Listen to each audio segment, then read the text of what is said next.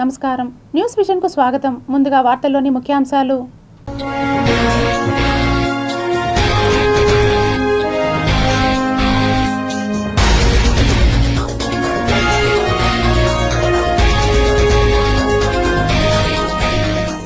ISRO vision 2047 Chandrayaan 4 Shukrayaan భారత్తో మామూలుగా ఉండదిక. భక్తులతో తిరుమల కిటకిట, శిలాతోరణం వరకు క్యూ లైన్లు, సర్వదర్శనానికి 24 గంటలు. శ్రీవాణి దర్శన టికెట్ల కేటాయింపులో మార్పులు జూన్ 10 నుండి అమలు. ధ్వజారోహణంతో ముగిసిన శ్రీ గోవిందరాజస్వామి బ్రహ్మోత్సవాలు, వేడుకగా చక్రస్నానం. SVIMS senior casualty medical officer doctor Munaswamy మృతి, సూలూరుపేట వద్ద రోడ్డు ప్రమాదంలో దుర్మరణం.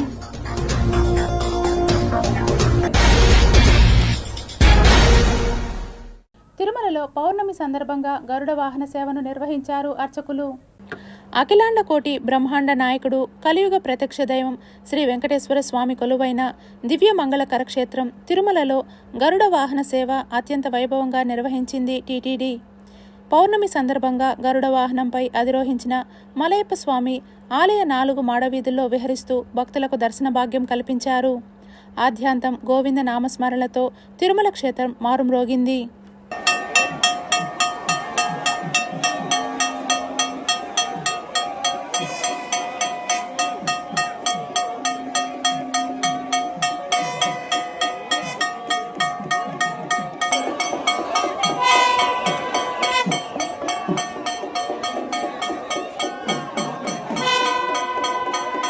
తిరుపతి శ్రీ గోవిందరాజస్వామి వారి వార్షిక బ్రహ్మోత్సవాలు ఆదివారం ఉదయం అత్యంత వైభవంగా నిర్వహించిన చక్రస్నాన మహోత్సవంతో పరమ పవిత్రంగా ముగిశాయి. కపిలతీర్థం, ఆల్వార్ తీర్థం వద్ద జరిగిన ఈ దివ్య ఘట్టాన్ని వేలాది మంది భక్తులు భక్తి శ్రద్ధలతో వీక్షించి పుణ్యఫలాన్ని పొందారు. ఉదయం 6 గంటలకు శ్రీదేవి భూదేవి సమేత శ్రీ గోవిందరాజస్వామి వారు చక్ర తాళ్వార్ ఆలయం నుండి మంగళ వాయిద్యాలు, వేదఘోషలు, గోవింద నామస్మరణల మధ్య ఊరేగింపుగా బయలుదేరి కపిలతీర్థంలోని ఆల్వార్ తీర్థానికి విచ్చేశారు. మార్గమధ్యంలో భక్తులు అడుగడుగున కర్పూర హారతులు సమర్పించి స్వామివారికి ఘన స్వాగతం పలికారు. అనంతరం ఉత్సవమూర్తులకు స్నపన తిరుమంజనం శాస్త్రోక్తంగా నిర్వహించారు. పాలు, పెరుగు, తేనె, చందనం, సుగంధ ద్రవ్యాలు, వివిధ రకాల పండ్ల రసాలతో జరిగిన అభిషేకం ఆధ్యాత్మిక వాతావరణాన్ని సృష్టించింది. తదనంతరం చక్రతాళ్వార్కు వైభవంగా చక్రస్నానం నిర్వహించగా తీర్థంలో పవిత్ర స్నానాలు ఆచరించిన భక్తులు అపార భక్తి పారవస్యంలో మునిగిపోయారు. అనంతరం స్వామివారు టీటీడీ పరిపాలనా భవనం ఎదుటనున్న పిఆర్ తోటకు వేంచేశారు.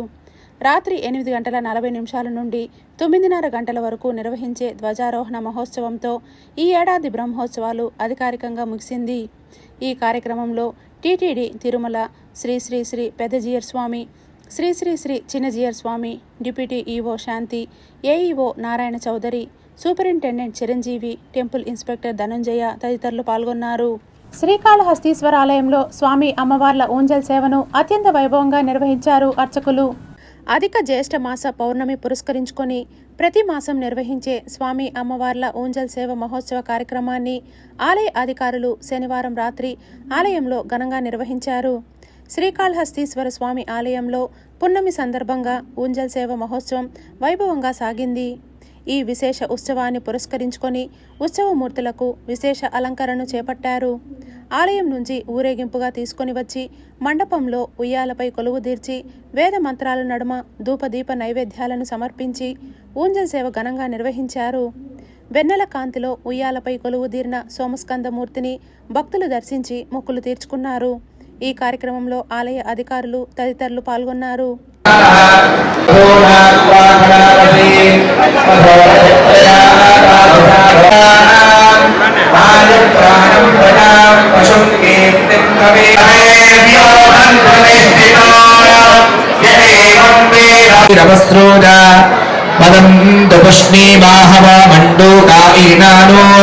సంవత్సరం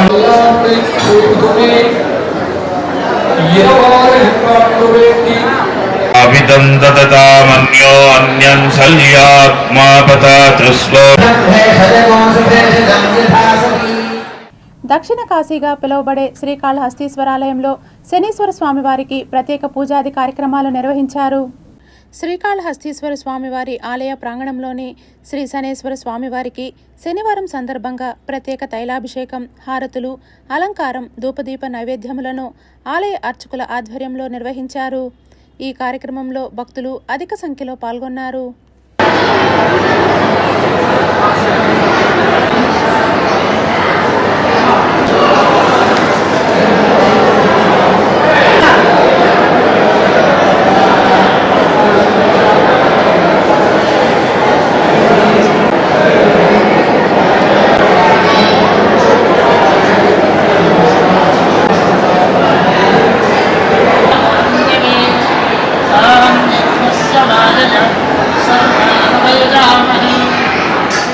భక్తుల సౌకర్యార్థం శ్రీవాణి ట్రస్టుకు సంబంధించిన దర్శన టికెట్ల కేటాయింపులో పలు మార్పులు చేస్తున్నట్లు టీటీడీ ఒక ప్రకటన ద్వారా తెలిపింది. ప్రస్తుతం రోజు 1500 శ్రీవాణి టికెట్లను టీటీడీ ఆన్లైన్ ద్వారా అందుబాటులో ఉంచుతోంది. వీటిలో 500 టికెట్లను 3 నెలలు ముందుగా ఆన్లైన్లో అడ్వాన్స్ బుకింగ్ కింద అందుబాటులో ఉంచనుంది. మరో 200 శ్రీవాణి దర్శన టికెట్లను తిరుపతి విమానాశ్రయంలో కరెంట్ బుకింగ్ కింద జారీ చేయనుంది.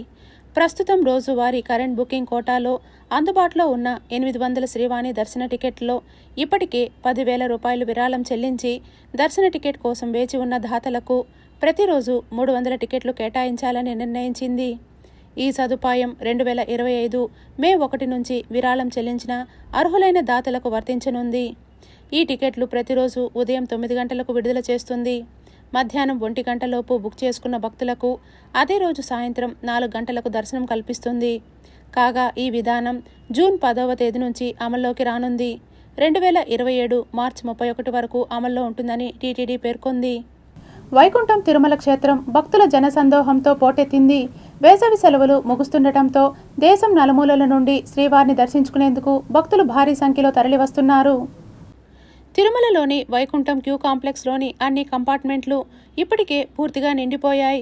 కంపార్ట్మెంట్లు దాటి బయట ఉన్న ప్రముఖ పర్యాటక ప్రాంతం శిలాతోరణం వరకు కిలోమీటర్ల మేర భక్తులు క్యూ లైన్లలో బారులు తీరి ఆ శ్రీనివాసుని దర్శనం కోసం ఓపికగా వేచి ఉన్నారు. భక్తుల రద్దీ తీవ్రంగా ఉండటంతో టోకన్లు లేని ఉచిత సర్వదర్శనం కోసం వేచి ఉన్న భక్తులకు స్వామివారి దర్శన భాగ్యం కలగడానికి సుమారు 24 గంటల సమయం పడుతోంది. క్యూ లైన్లలో ఉన్న భక్తులకు టీటీడీ సిబ్బంది నిరంతరాయంగా పాలు, తాగునీరు, అన్నప్రసాదాలను అందిస్తున్నారు. మరోవైపు టైం స్లాట్ టోకన్లు కలిగిన భక్తులకు శ్రీవారి దర్శనానికి 10 గంటల సమయం పడుతుండగా 300 రూపాయలు ప్రత్యేక ప్రవేశ దర్శనం టికెట్లు ఉన్న భక్తులకు స్వామివారి దర్శనం పూర్తి కావటానికి దాదాపు 8 గంటల సమయం పడుతోందని టీటీడీ అధికారులు వెల్లడించారు. శనివారం ఒక్కరోజే తిరుమల శ్రీవారిని 92,010 మంది భక్తులు దర్శించుకోగా 52,346 భక్తులు స్వామివారికి తలనీలాలు సమర్పించారు. శ్రీవారి హుండీ ద్వారా 3,76,00,000 రూపాయలు హుండీ ద్వారా టీటీడీకి ఆదాయం లభించింది. 4,43,000 లడ్డూలను విక్రయించారు. తరిగొండ పెంగమాంబ నిత్య అన్నదాన కేంద్రం వద్ద 2,85,000 మంది భక్తులు స్వామివారి ప్రసాదాన్ని స్వీకరించారు. 3,631 మంది భక్తులకు వైద్య సౌకర్యాలను కల్పించింది టీటీడీ.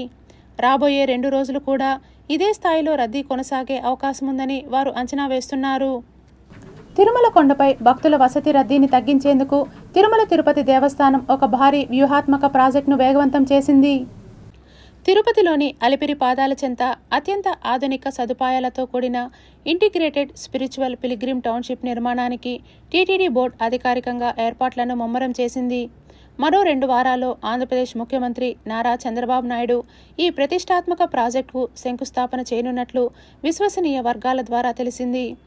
ఈ ప్రాజెక్టు పనుల పురోగతి, శంకుస్థాపన ఏర్పాట్లపై టీటీడీ ఈవో ఎం రవిచంద్ర దేవస్థానం చైర్మన్ బిఆర్ నాయుడును కలిసి సుదీర్ఘంగా చర్చించారు.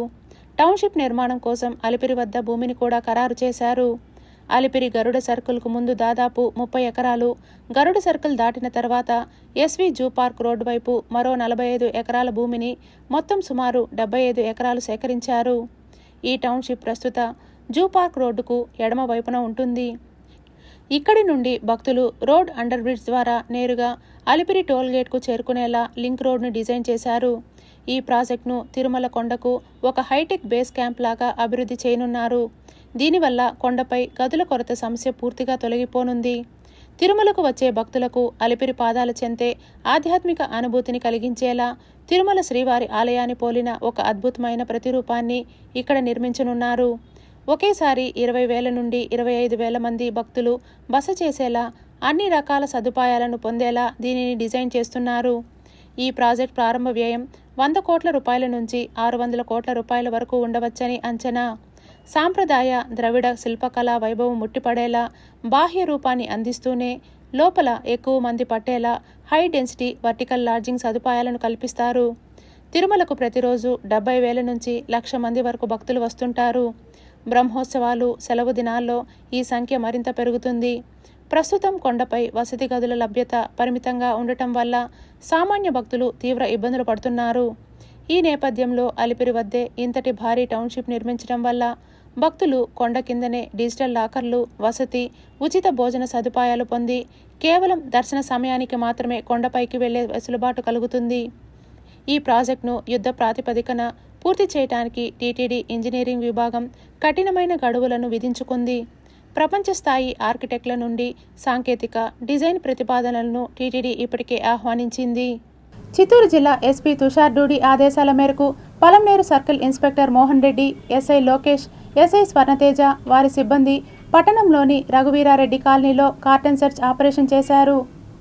ఇన్స్పెక్టర్ మోహన్ రెడ్డి మాట్లాడుతూ, యువత గంజాయికి దూరంగా ఉండాలనే ముఖ్య ఉద్దేశంతో డ్రగ్ టెస్టింగ్ కిట్ ద్వారా అనుమానితులపై పరీక్షలు నిర్వహించామని, ఈ పరీక్షల ద్వారా 10 రకాల మాదక ద్రవ్యాలు సేవించిన వారిని గుర్తించవచ్చని, పలంనేరు పరిసరాల్లో ఎవరైనా గంజాయి, డ్రగ్స్కి బానిసలై ఉంటే పలంనేరు పోలీసులకు సమాచారం అందించాలని, అలాంటి వారిని డి అడిక్షన్ సెంటర్లకు పంపించి వారి దుర అలవాట్లను మానేలా చేస్తామని, మాదక ద్రవ్యాలు వాడుతున్న పిల్లల తల్లిదండ్రులకు కౌన్సిలింగ్ ఇస్తామని, డ్రగ్స్ వాడకాన్ని నిర్మూలించడానికి ప్రతి ఒక్కరూ ముందుకు రావాలని, పిల్లల తల్లిదండ్రులు తమ పిల్లలు ఏం చేస్తున్నారో గమనించాలని తెలిపారు. గంజాయి లేదంటే అటువంటి డ్రగ్స్ ఏదైనా కానీ తీసుకుంటే కనుక మనం చెక్ చేస్తే వితిన్ 1 or 2 minutesలోనే మనకు ఆ రిజల్ట్ వచ్చేస్తుంది. అది ప్రైమరీ టెస్ట్. ఒకవేళ టెస్ట్లో కన్నా పాజిటివ్ వస్తే కనుక వాళ్ళకి కన్ఫర్మేషన్ టెస్ట్ కోసం బ్లడ్ శాంపుల్ తీసుకొని మళ్ళీ టెస్ట్ చేసి ఒకవేళ దాంట్లో కూడా పాజిటివ్ వచ్చిందంటే కనుక వాళ్ళపైన అప్రాప్రియేట్ సెక్షన్స్ కింద యాక్షన్ తీసుకుంటాం. కన్జ్యూమర్స్ అయితే ఏదైనా వాళ్ళకి కౌన్సిలింగ్ ద్వారా ఛాన్స్ ఉంటే కనుక కౌన్సిలింగ్, డి అడిక్షన్ సెంటర్కి పంపించే విధంగా కానీ ఆ విధంగా యాక్షన్ తీసుకోబడుతుంది. ఆ నోటోరేషన్ వాళ్ళపైన ఖచ్చితంగా యాజ్ పర్ సెక్షన్స్ వాళ్ళపైన కేసు రిజిస్టర్ చేయడం జరుగుతుందని చెప్తున్నాం. ఆంధ్రప్రదేశ్ ముఖ్యమంత్రి నారా చంద్రబాబు నాయుడు తిరుపతికి చెందిన టీడీపీ యువ నాయకురాలు అన్నా అనితా యాదవ్కు రాష్ట్ర కార్యదర్శిగా సముచిత స్థానం కల్పించడంపై యాదవ కుల సంఘాలు, బీసీ నాయకులు హర్షం వ్యక్తం చేశారు. పెద్ద ఎత్తున సన్మాన కార్యక్రమం నిర్వహించారు. టీడీపీ యువ నాయకురాలు, తిరుపతికి చెందిన అన్నా అనితా యాదవ్కు రాష్ట్ర కార్యదర్శిగా చోటు కల్పించడాన్ని యాదవ సంఘాలు స్వాగతించాయి. సీఎం చంద్రబాబు నిర్ణయం అభినందనీయమని, బీసీలకు, యువతకు, మహిళలకు టీడీపీలో పెద్దపీట వేస్తున్నారనడానికి ఇది నిదర్శనమని నాయకులు పేర్కొన్నారు. రాష్ట్రంలో బలమైన కులంగా యాదవ కులం ముందుకు వెళ్తుందని, తమ కులాన్ని గుర్తించి పదవులు కట్టబెట్టినందుకు ప్రత్యేక కృతజ్ఞతలు తెలిపారు. టీడీపీని బలోపేతం చేసి రాష్ట్రంలో ఎన్నికలు ఎప్పుడు జరిగినా పసుపు జెండా ఎగిరేలా కృషి చేస్తామని అన్నారు. రాష్ట్రంలో కూటమి ప్రభుత్వం అధికారం చేపట్టినప్పటి నుండి అభివృద్ధి, సంక్షేమం 2 కళ్ళులా భావిస్తూ సంక్షోభంలో ఉన్న రాష్ట్రాన్ని సంక్షేమం వైపు అడుగులు తీస్తున్న ఘనత కేవలం ఒక ఏపీ సీఎంకే దక్కిందని తెలిపారు. ముఖ్యమంత్రి చంద్రబాబు అనితా యాదవ్కు రాష్ట్ర కార్యవర్గంలో స్థానం కల్పించడం తమ యాదవ జాతికే కాదు, బీసీలందరికీ గర్వకారణంగా ఉందని తెలిపారు. యువతను, మహిళలను ప్రోత్సహిస్తున్న చంద్రబాబు, యువ నాయకులు మంత్రి నారా లోకేష్కి ధన్యవాదాలు తెలుపుతూ అనితా యాదవ్ మరింత ఎత్తుకు ఎదగాలని కోరుకుంటున్నామన్నారు. ఈ సందర్భంగా తిరుపతిలో యాదవ కుల సంఘాలు, బీసీ నాయకులు అనితా యాదవ్ను ఘనంగా సన్మానించారు. పార్టీలో బీసీలకు, యువతకు సముచిత ప్రాధాన్యత ఇస్తున్నారని హర్షం వ్యక్తం చేశారు. రానున్న రోజులలో రాజకీయంగా మరెన్నో ఉన్నత పదవులు అధిరోహించి ప్రజలకు సేవ చేసే భాగ్యం కల్పించాలని, వెంకటేశ్వర స్వామి ఆశీస్సులు అన్న అనితా యాదవ్కు ఉండాలని యాదవ కుటుంబ సభ్యులు ఆకాంక్షించారు. తెలుగుదేశం కుటుంబంలోకి నన్ను రాష్ట్ర కార్యదర్శిగా తీసుకోవడం నాకు చాలా ఆనందంగా ఉంది.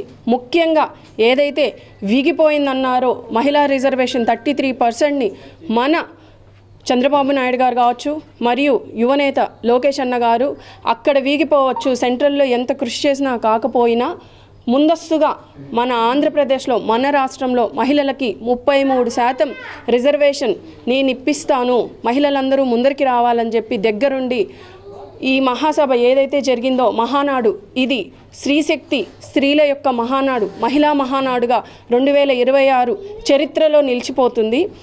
అన్న ఇంటి పేరు ఉన్నటువంటి వాళ్ళందరూ, మా ఇంటి పేరు అన్న ఇంటి పేరు ఉన్నటువంటి వాళ్ళందరూ కూడా మహిళలు వీళ్ళందరూ కూడా కలిసి ఒక సన్మానం చేయాలి అనిత గారికి. అదేవిధంగా పార్టీ ఇచ్చినందుకు పార్టీకి కూడా కృతజ్ఞతలు చెప్పాలనే ఉద్దేశంతో అన్న కుటుంబం అంతా కూడా ఇక్కడికి రావడం అనేది జరిగింది. అంటే బెంగళూరు నుంచి, కార్వేట్ నగరం చుట్టుపక్కల నుంచి తెలిసిన కాడికి తెలిసినంతమంది మా కుప్పస్వామి ఆర్గనైజ్ చేయడం, వీళ్ళందరూ రావడం జరిగింది. అదేవిధంగా మా మామ అఖిల భారతీయ యాదవ్ మహాసభకు సంబంధించినటువంటి వాళ్ళు కూడా చిత్తూరు నుంచి దీనికి సపోర్ట్గా రావడం అనేటువంటిది చాలా ఆనందదాయకం.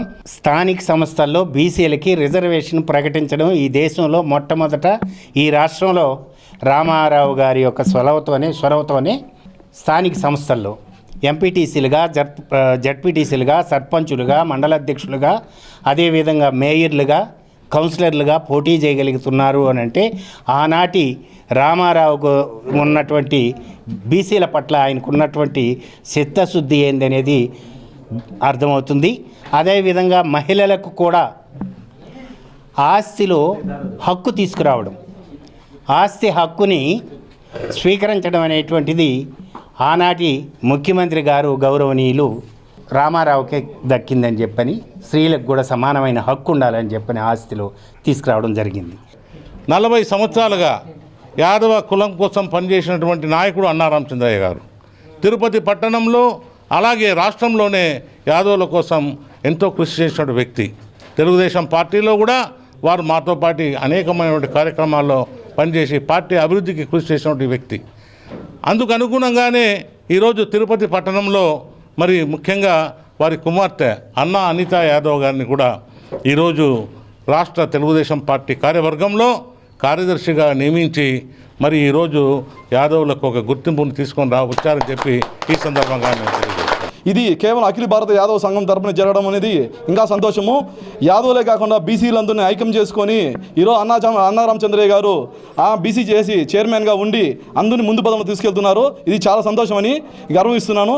జై జన్మభూమి, జై చంద్రబాబు, జై నారా లోకేష్. తుడా చైర్మన్గా ఉన్న హయాంలో తాను అవినీతి చేశానని ఆరోపణలు చేయటం పూర్తి అసత్యమని, కూటమి ప్రభుత్వం చంద్రగిరి ఎమ్మెల్యే పులివర్తి నాని ఎటువంటి విచారణ జరిపినా తాను అందుకు సంసిద్ధంగా ఉన్నానని చంద్రగిరి వైకాపా నియోజకవర్గ సమన్వయకర్త చెవిరెడ్డి మోహత్ రెడ్డి విలేకరుల సమావేశంలో తెలిపారు. మా మీద ఇంత మంచి చేస్తూ ఉన్నా కూడా, ఇంత మంచి చేసినా కూడా ఎన్నో ఆరోపణలు చేస్తున్నారు. ఆ ఆరోపణలకి సమాధానం చెప్పే బాధ్యత మాకుంది. కాబట్టి ఈరోజు కొన్ని అంశాలు మీ దృష్టికి కూడా నేను తేవాలనుకుంటున్నా. వాళ్ళు చేసే మొట్టమొదటి ఆరోపణ ఏంటంటే బెంచులు, తుడా బెంచులు ఒక తక్కువ రేటుకి ఏదో ఉంటే మీరు ఎక్కువ రేటుకి పిలిచి దాంట్లో ఏదో ఆదాయం పొందారని చెప్పి మా మీద ఒక ఆరోపణ చేస్తున్నారు.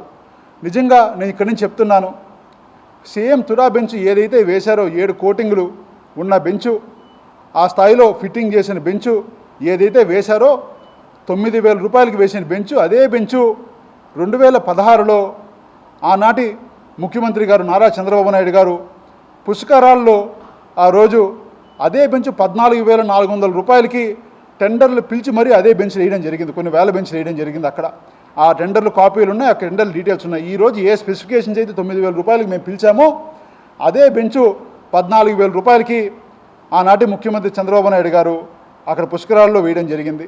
ఆంధ్రప్రదేశ్ రాష్ట్రంలో జరగబోయే స్థానిక సంస్థాగత ఎన్నికలు మరియు రాబోయే ఎన్నికల్లో ఎమ్మెల్యే, ఎమ్మెల్సీ టికెట్లు ఇవ్వాలని డిమాండ్ చేస్తూ స్థానిక సంస్థల ఎన్నికల్లో పోటీకి తాము సిద్ధంగా ఉన్నామని కురబ సంఘం అధ్యక్షులు జబ్బల శ్రీనివాసులు తిరుపతి ప్రెస్ క్లబ్లో ఏర్పాటు చేసిన విలేకరుల సమావేశంలో తెలిపారు.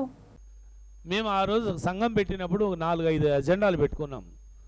ఆ అజెండాలో 2 నెరవేర్చుకున్నాం, 3 ఈ రోజు కానీ నెరవేరలేదు. తెలంగాణ ప్రభుత్వం కేసీఆర్ గారు కురుమలను గుర్తించి ఆడ కురుమ అంటారు.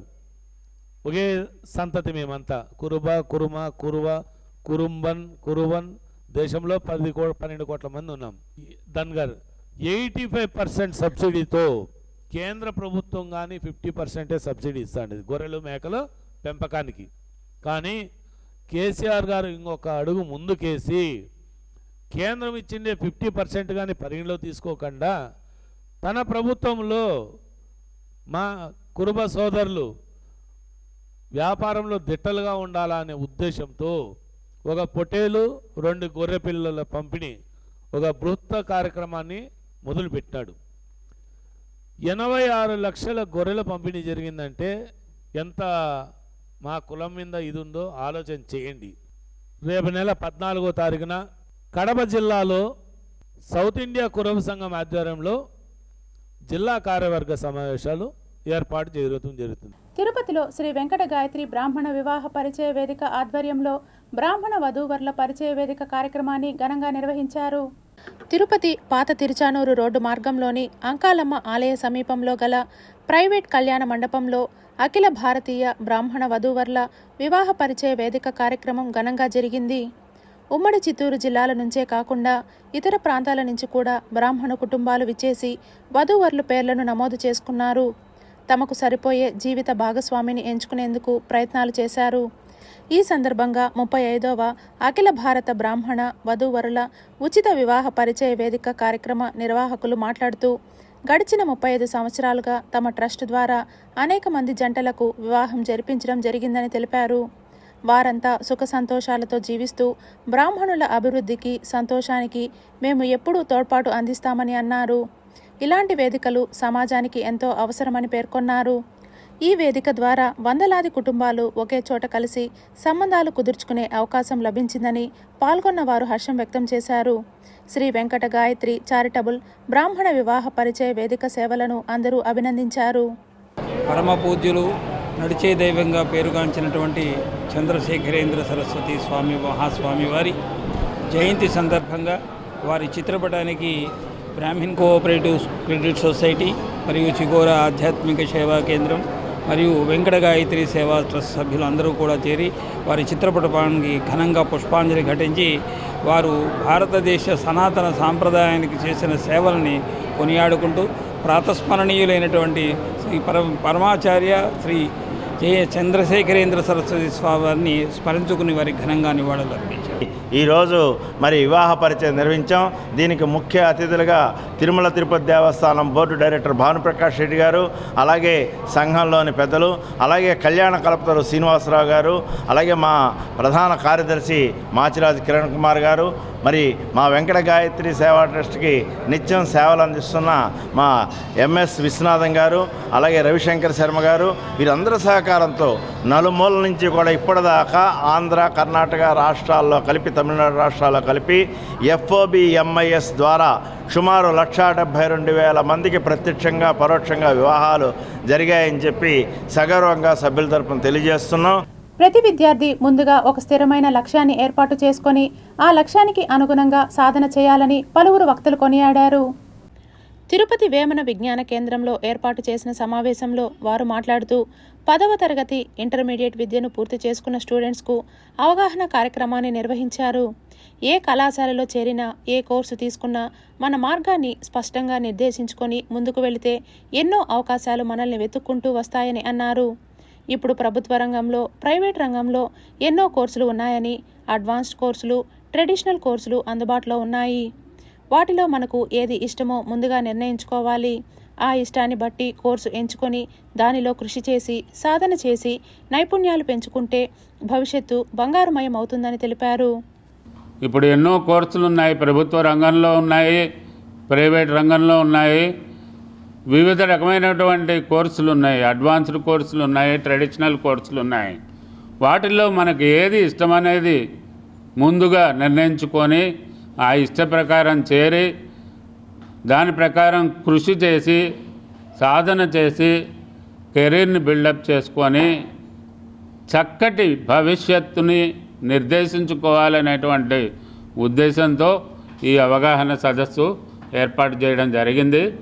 సో ఈ సదస్సులో మేజర్గా ఏ కైండ్ ఆఫ్ గైడెన్స్ అయితే బెటర్గా ఉంటుంది 10th or ఇంటర్ తర్వాత, what are the options available, so ఇవన్నీ కూడా స్టూడెంట్స్కి గైడ్ చేయడానికి, so different kind of exposures ఇవ్వడానికి మేము ఈరోజు ఈ సదస్సు ఏర్పాటు చేయడం జరిగింది. అది రెడ్డప్ప గారు, అలాగే దామోదర్ గారు అండ్ అసోసియేట్ అయిన పీపుల్ ద్వారా. సో ఈ సదస్సు డెఫినెట్గా స్టూడెంట్స్కి అలాగే పేరెంట్స్కి మంచి అవగాహన ఇచ్చి తర్వాత వాళ్ళ లైఫ్లో కెరియర్ చూసుకోవడానికి, సరైన కెరియర్ చూస్ చేసుకోవడానికి ఉపయోగపడుతుందని నేను అనుకుంటాను. నెహ్రూ మున్సిపల్ హై స్కూల్ పూర్వ విద్యార్థులచే ఘనంగా గంగమ్మకు సారె సమర్పణ చేశారు. తిరుపతి గ్రామదేవత సాక్షాత్తు వెంకటేశ్వర స్వామి చెల్లెలు గంగమ్మ తల్లికి నెహ్రూ మున్సిపల్ హై స్కూల్ 83-84 సంవత్సరపు పూర్వ విద్యార్థులు ఆదివారం ఘనంగా సారె సమర్పించారు.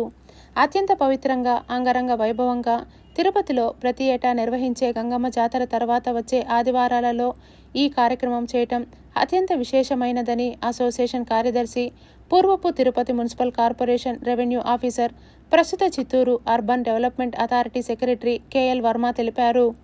ఉదయం 8 గంటలకు అసోసియేషన్ సభ్యులందరూ కుటుంబంతో కలిసి అత్యంత వైభవోపేతంగా ఊరేగింపుగా తాతయ్యగుంట గంగమ్మ గుడికి మేళ తాళాలతో వెళ్లి అమ్మవారికి సారె సమర్పించే కార్యక్రమం పూర్తి చేసి పట్టణ ప్రజలందరూ సుఖశాంతులతో ఉండాలని కోరుకోవడం జరిగింది. సారె సమర్పించిన మిత్ర బృందం అందరికీ ఆలయ చైర్మన్ మహేష్ యాదవ్ మరియు ఈవో జయకుమార్ హరి ఆధ్వర్యంలో గంగమ్మ తల్లికి ప్రత్యేక పూజా కార్యక్రమాలు నిర్వహింపజేసి వేద పండితులచే ఆశీర్వచనం అందించారు. కార్యక్రమం అనంతరం అసోసియేషన్ సభ్యులచే అమ్మవారి భక్తులకు మజ్జిగ ప్యాకెట్లు పంపిణీ చేయడం జరిగింది. పూజా కార్యక్రమం అనంతరం గత 50 సంవత్సరములుగా కలిసి ఉన్న స్నేహితులను, వారి కుటుంబ సభ్యులను పలువురు అభినందించడం జరిగింది. 50 సంవత్సరాల కాలంగా స్నేహాన్ని కొనసాగించటం ఈ కలియుగంలో, ఈ ఆధునిక యుగంలో సాధ్యం కాదని, ఈ బృందంలో చాలామంది ఎల్కేజీ నుంచి ఇప్పటి వరకు కుటుంబ సభ్యులందరితో కలిసిమెలిసి ఉండటం, స్నేహపూర్వకంగా బాధలు, సంతోషాన్ని అందరూ పంచుకోవడం చూస్తుంటే ఆనందదాయకంగా ఉన్నదని పెద్దలు కొనియాడారు. ఈ కార్యక్రమంలో ఆర్ఆర్ శ్రీనివాస్, కులశేఖర్, పగడాల అర్జున్, శ్రీనివాసులు, జయచంద్రారెడ్డి, సుధాకర్ రెడ్డి, చెంగయ్య, సుబ్రహ్మణ్యం, గురుమూర్తి, రాము, రాయ్, నరేంద్ర, రమేష్ తదితరులు పాల్గొన్నారు. వార్తలు ముగించే ముందు ముఖ్యాంశాలు మరోసారి.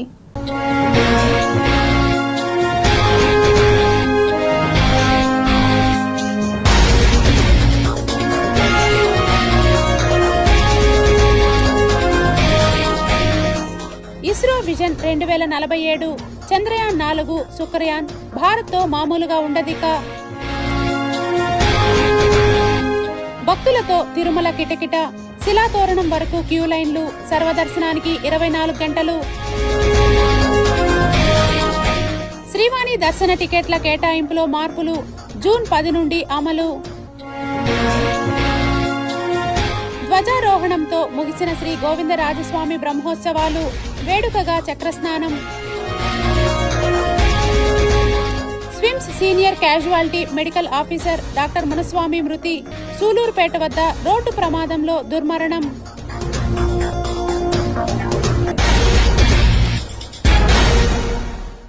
ఈ వార్తలు ఇంతటితో సమాప్తం. సమగ్ర సమాచారంతో న్యూస్ విజన్లో మళ్ళీ కలుద్దాం. అంతవరకు సెలవు. నమస్కారం.